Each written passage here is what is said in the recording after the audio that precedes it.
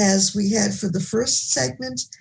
Each candidate gets 2 minutes to answer each question, and 30 seconds after that to rebut. Turn it off.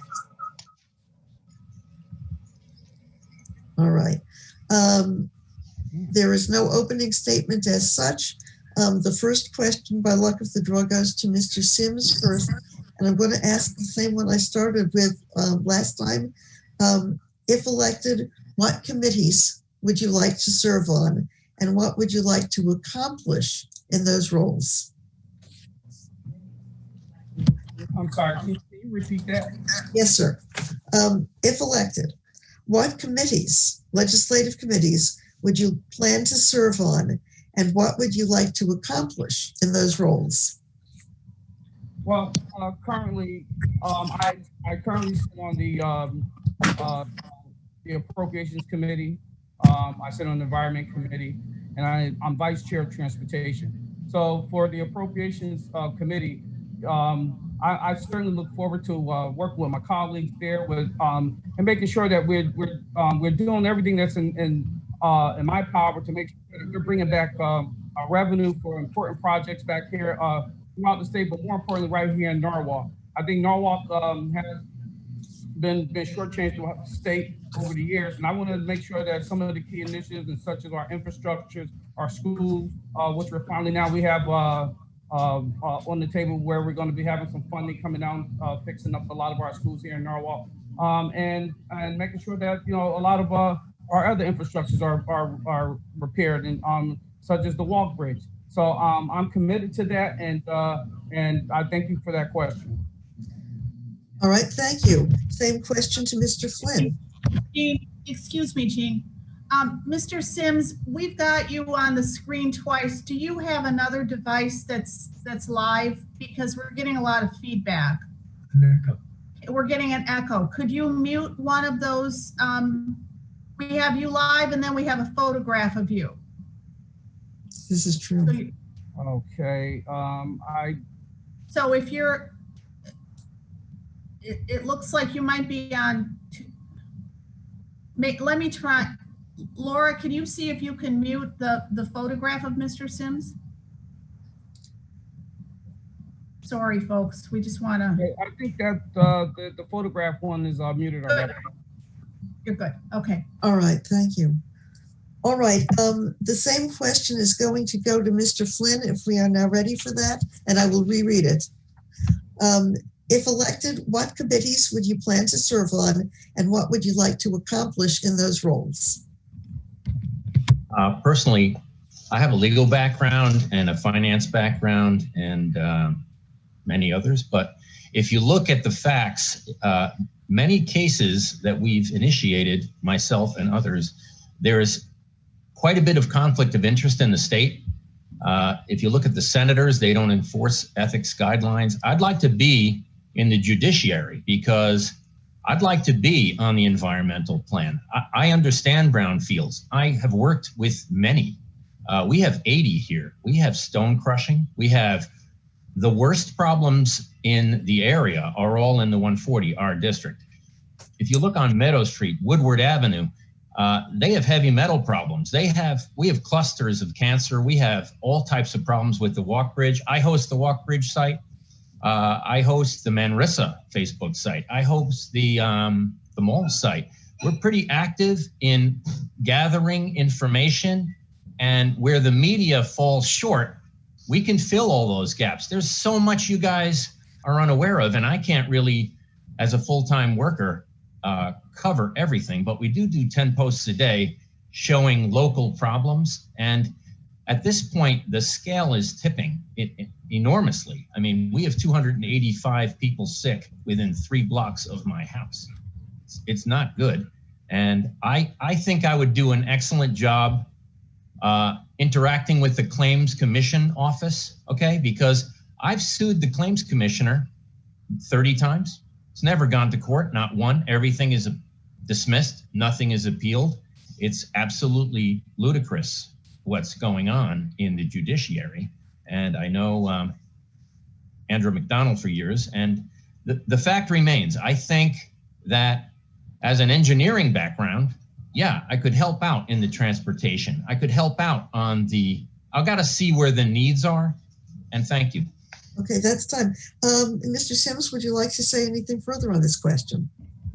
Thank you, Gene. And I will say this: suing individuals is not going to really move the needle a bit. I think what we have to do is use practical solutions. We have to sit down with department heads. We have to sit down with leadership, and we got to make sure that we are tackling these issues at the head. We sit down with the city and all the folks that's involved, and making sure that we are remediating any issues that are within our districts, and that's a threat to our environment. Okay, and that's time. Thank you. Anything further, Mr. Flynn? Yes, well, if I may say so, Neon, which Mr. Sims has worked on, is an absolute disaster. Who would put a children's playground on a contaminated lot? The lot next door, Ryan Park, tested at 642 parts per million PCBs. The city told us that soil went to Pennsylvania and Michigan. I went through every receipt. Not an ounce went to those two states. Dirt is showing up in Fairfield that has the PCBs from Norwalk. So if you look at the facts, folks, Neon was bought 3 times from the city. They're buying it from themselves. I'm afraid that's time. All right. That'll be it on this question, but the next question goes to Mr. Flynn first. The state budget has been a concern, with frequent calls to reduce spending in Hartford. What specific steps do you propose to reduce spending or to change the state's budget priorities? How much would the proposed changes add up to? Well, I think they have a $1.2 billion shortfall at the moment, and they expect a $2.1 billion shortfall. So when you look at the numbers, if you look at even the education department specifically, they're expecting by 2032 that they're going to have a $6.5 billion hole to fill. Now, obviously, the way things are going, with schools not even open, we may have a 2 or 3 year workout situation. The money is the issue. There are grants that we need to question where the money's going. There are, like that PPP loan that just occurred. I think it was $6.4 billion. You know, they sent it to Emerson in Danbury, which is a nightmare. Branson, which is a nightmare. And they have 2 or 3 recipients of that money here in Norwalk. And each one of those, the ovarian cancer company just paid a settlement. They gave them a PPP loan. I think that there is so much corruption that we need to get rid of everyone. All right, Mr. Sims, same question on the budget. Thank you, Gene. And I would say, so our budget currently is hovering around 1.5 billion. But you have to take into account too. I mean, we did a really good job on our on the rainy day fund and over the years, and I think that we're going to continue to do so. I know that, you know, with us being in a crisis such as with COVID, you know, it's been a bit challenging for the state and for all that's involved. But I have faith in the governor. I have faith in my colleagues that we're going to continue to making sure that the state budget is balanced. And I do believe that that out of that 1.4 that we currently have in a rainy day fund, you know, it's a good possibility we may be able to expand that. So I'm not overly concerned that, you know, we're going to be in a fiscal crisis. But you know, this is certainly something that none of us foreseen coming into 2020. So when COVID hit, it really decimated our state, and we're doing everything in our power right now to try to make sure that we calm the waters and we get all the businesses back up to speed, and that we make sure that all the residents are made whole. So I thank you for that question, Gene. Thank you. Okay, Mr. Flynn, do you want to say anything further on the budget question? Well, as far as the budget's concerned, Will Haskell held up a 3-inch budget and said, this is what the Democrats have done. And he held up a 1.5-inch budget of the Republicans and said, see, look how light their thing is, without having any expertise at all in any account.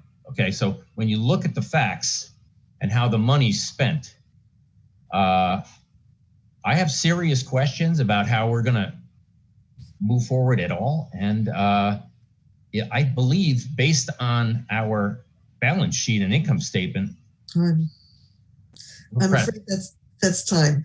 Mr. Sims, would you like to say anything further on the budget question? Gene, I would just say that, Senator Haskell, he's not on this call to debate Mr. Flynn. So making these comments that he held up this budget for the Democrats and this budget for the Republicans is just beyond me. But I would say this, that we're as in the state of Connecticut, we're fiscally sound, we're fiscally in good shape, and we will come out this together. So I'm looking forward to being reelected in 2020. All right, and that is time on that. All right, thank you both. Next question, we'll start with Mr. Sims, and it's another financial one. Are you in favor of tolls on Connecticut roads? And why or why not? If not, how would you pay for the necessary repairs and modernization? Good question, Gene. I've been opposed to tolls, and I tell you because I think Connecticut taxpayers are being taxed enough. And I fought against my colleagues and leadership on this issue, and it's been hard. But I'm not elected to think about myself. I'm elected to make sure that my constituents are being looked after, and that I'm making sound decisions that will impact them fiscally. So I think that putting tolls in, we have so many different renditions of the toll proposal. I didn't think that it was a good fit for Connecticut. But I will say that if we're seriously thinking about really fixing our economy from a financial perspective, I think that we really should start looking at alternative measures such as sports gambling and sports betting. And I think that you look at surrounding states where such as Rhode Island and Massachusetts, where they're bringing in almost $1 billion from just slots. I think that we can cut into that a little bit, and I think that we can really save Connecticut taxpayers a lot of funding, or a lot of funding that's coming out of their pockets by not putting in tolls. So thank you again, Gene, for that question. Okay, thank you, Mr. Flynn. Yes, thank you. The gas tax was designed to cover the repavement of roads, the repairs of bridges.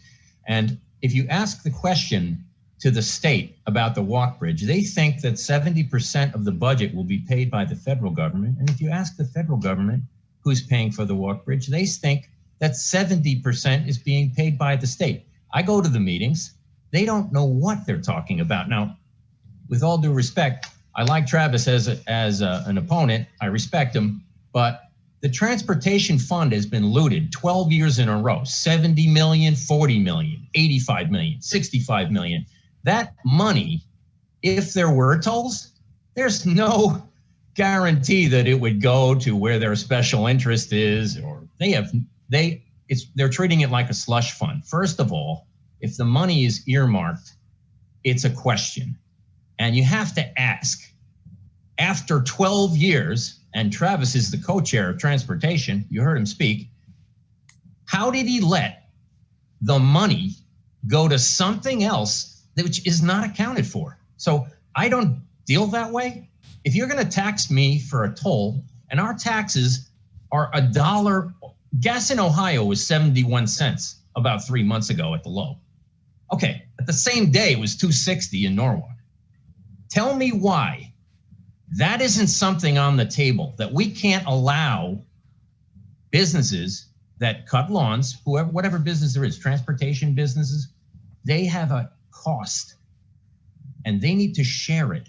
And when they raise tolls, they're going to just raise their costs again. Finally, the thing about tolls is we get 80 million a year because we don't have tolls. And when we put tolls in, we're going to lose that. Okay, so if we're getting paid not to have tolls, let's just collect the annuity.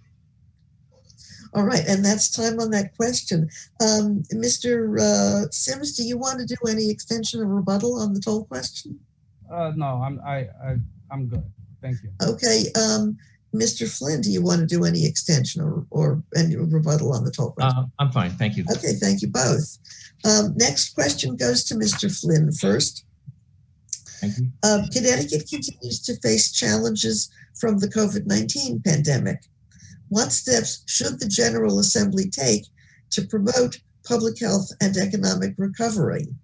For example, when a vaccine becomes available, would you support any measures regarding access to the vaccine or who should be vaccinated? Well, I was a vaccine analyst and when I owned a biotechnology research NASDAQ member trading firm. So we tracked 400 biotechs and half of them failed because of the Securities Exchange Commission. Needless to say, if you look at what happened in Danbury, they had a company that had a Chinese facility that was closed. They sent all their expats back to Danbury. 3 of them were infected. Those 3 infected 10.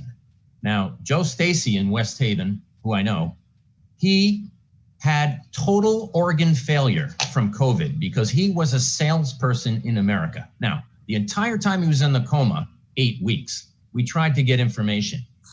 HIPAA has to be changed because they're not telling people who's infected. This contact tracing excuse they're giving you, the first thing to change is the knowledge of the people who you have been in contact with when you're infected. ShopRite just announced yesterday, they have an employee with COVID. They told all the stores, okay?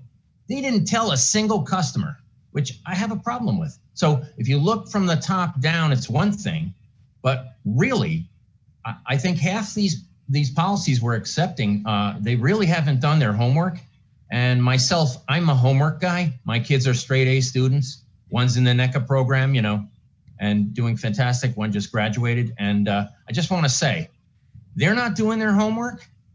I think we need to trust people who do. And I don't know anyone that does homework that I've met in the state legislature. So that's all I have to say. Okay, Mr. Sims, same question.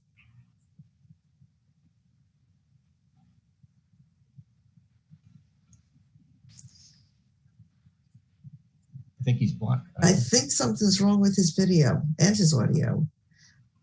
Timer stop for a minute. Mr. Sims?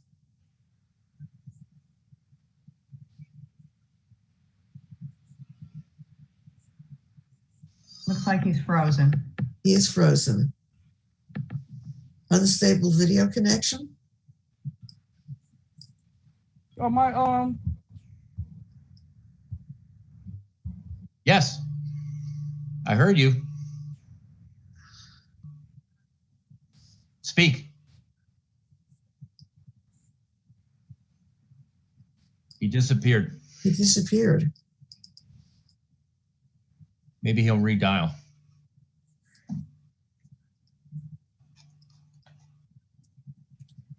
If he wants to unmute his phone, he might be able to answer through that. I have to do it. Hold on. I'm trying to find it. Sorry, Laura, if you could. I know. I see it down there. Okay. Yeah. I'm going to unmute. Okay. Well, no, shoot. I want to let me.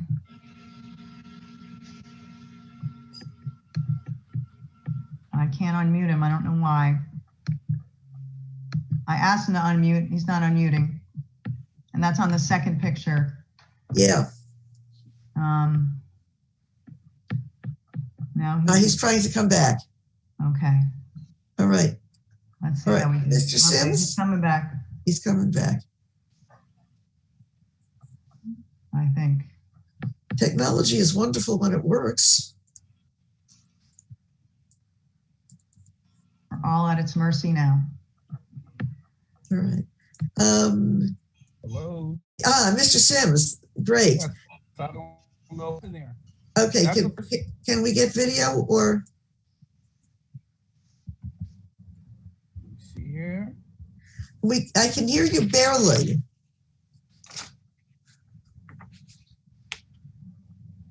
Now nothing. Here.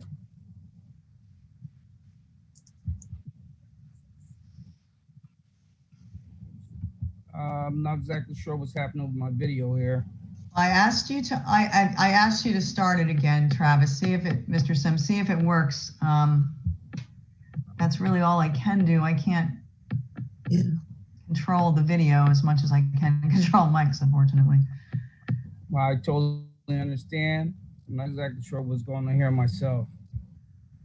Oh dear. All right, well, we can hear you, I guess. Unless... Mr. Sims, would you be willing to answer the question on audio only? Sure. Can you repeat the question, please? Yes, sir, absolutely. And this is the question on COVID. Connecticut continues to face challenges from the COVID-19 pandemic.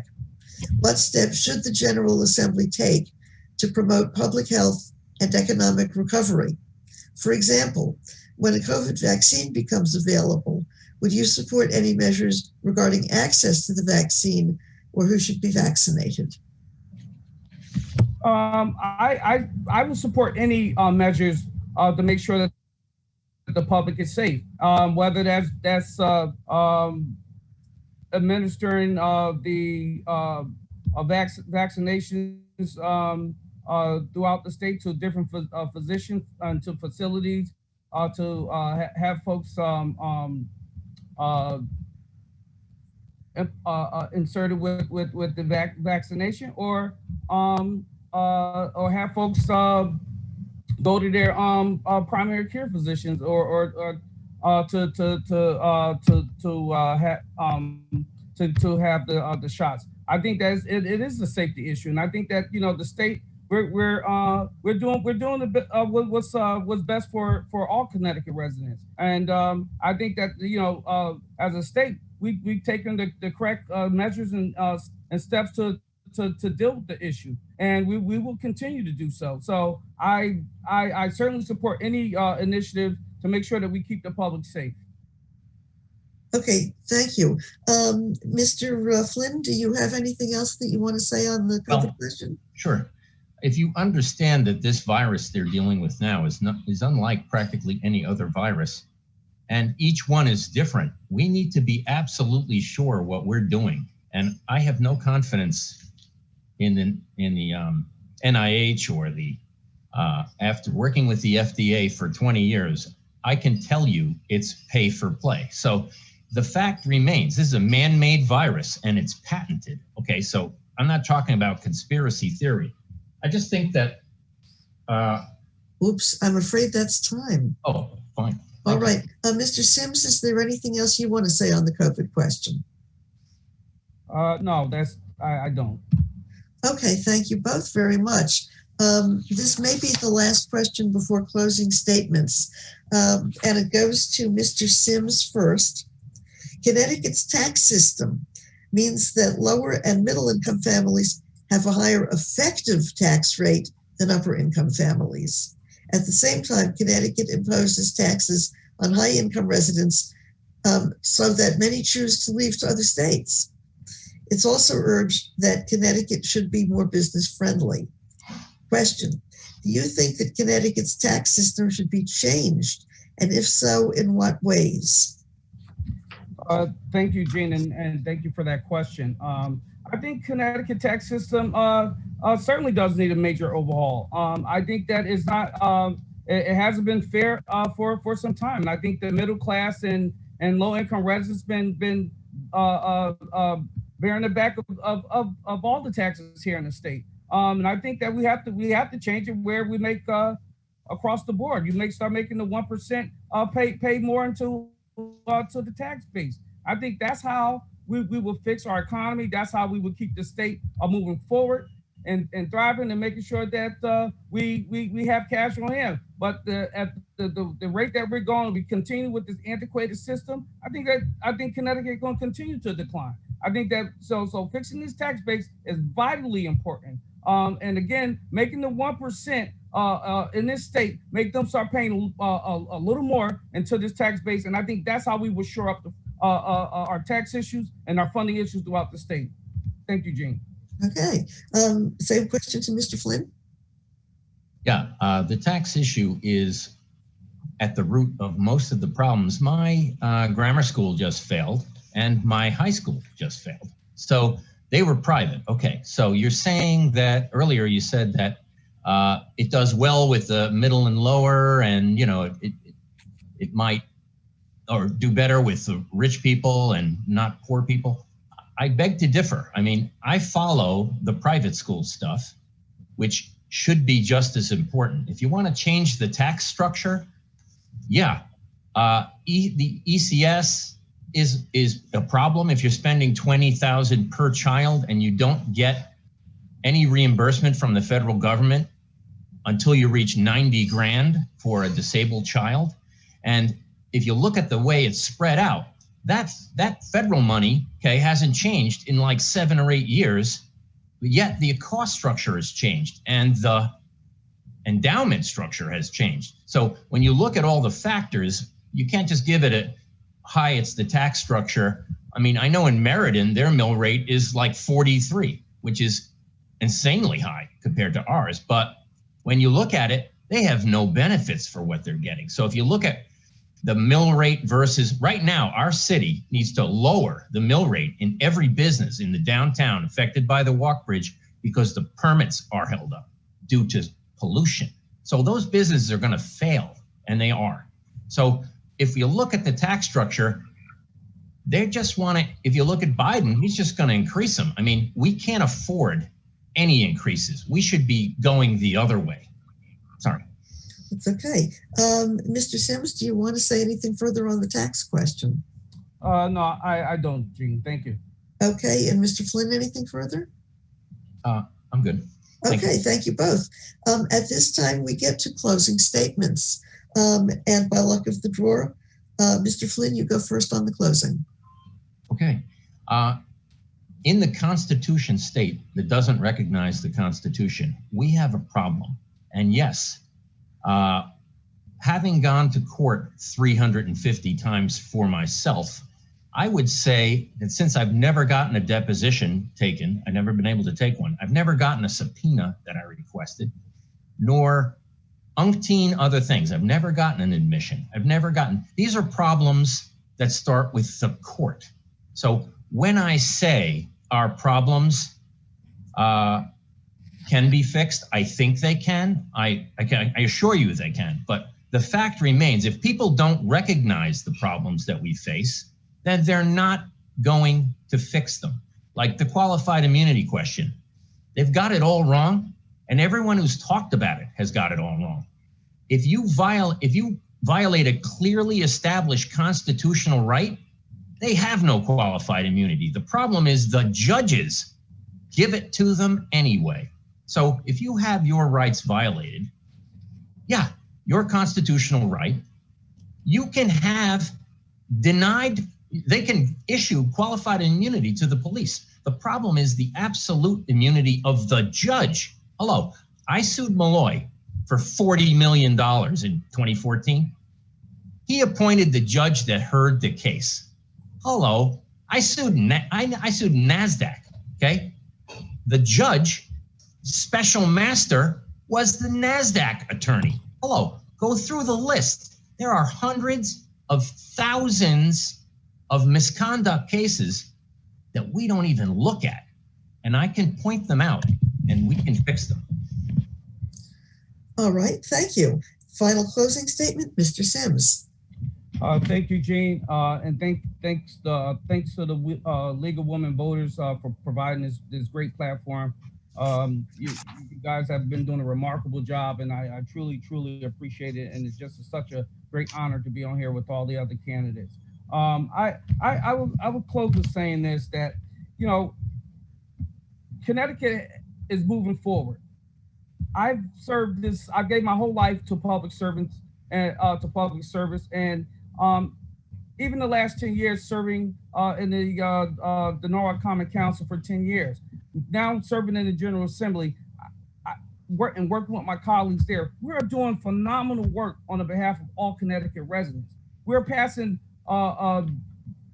many bills that has been sitting on the books for decades. And so what we're doing is we're going in and we're fixing Connecticut. And if you want Connecticut to change, continue to evolve, then elect the folks who has started this job. I think we have done a phenomenal job. We're going to continue to do a phenomenal job, but we just ask that you continue to put us back in office so we can finish the work that we started. I think that that Connecticut, from a financial standpoint, our economics, we're hit hard by this COVID. We were doing great before it, and I think that once this turn around, Connecticut is going to be on an even greater path. But I think that what we have to do, we have to keep smart legislators in place that can finish this work, and I'm committed to it. I always have been, and I never will let when I go and make my votes in the General Assembly, I never go in there and vote party line. I always vote with my conscience, and I will vote on how it will impact my constituents. So for that, I think that I deserve a second chance for re-election for my seat for the General Assembly. And I thank you for your time. I thank you for your support. I look forward to seeing everybody November 3rd. Thank you. Thank you to both candidates from the district. Deeply appreciated. Thank you. Thank you. All right. All right, Laura. Hey, hello. I just wanted to announce before we get going, we're not taking any live questions tonight. I know there have been a bunch of them, but we're not taking live questions tonight. We have a lot of questions that were put in beforehand, so we're pretty good with that. I appreciate your understanding with all of that. It does take time to answer some of these questions. But we can't just, because our procedures have them vetted by both Democrat and Republican, that's why we do it that way.